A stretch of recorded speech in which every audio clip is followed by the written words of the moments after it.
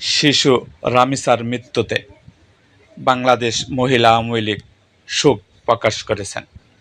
এক শোক বার্তায় মহিলা আওয়ামী লীগ বলেন, আজ শিশু রামিসার নির্মম মৃত্যু শুধু একটি পরিবারের শোক নয়, এটি রাষ্ট্র ও সমাজের নিরাপত্তা ব্যবস্থার প্রতি এক কঠিন প্রশ্ন।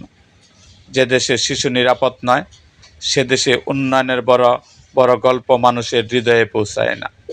শিশু হত্যা, যৌন হয়রানি ও নির্যাতনের ঘটনায় বারবার প্রমাণ হচ্ছে অপরাধীরা এখনো আইনের প্রতি ভয় হারিয়ে ফেলেছে।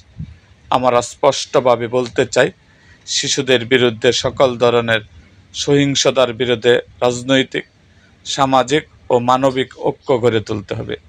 দোষীদের দ্রুত গ্রেপ্তার ও সর্বোচ্চ শাস্তি নিশ্চিত করতে হবে। কোনো শিশুর কান্না যেন আর অবহেলার দেওয়ালে চাপা না পড়ে। বাংলার প্রতিটি শিশু নিরাপদে বাঁচুক, এটাই হোক আমাদের অঙ্গীকার। নীরবতা নয়, প্রতিবাদ হোক প্রতিরোধের শক্তি।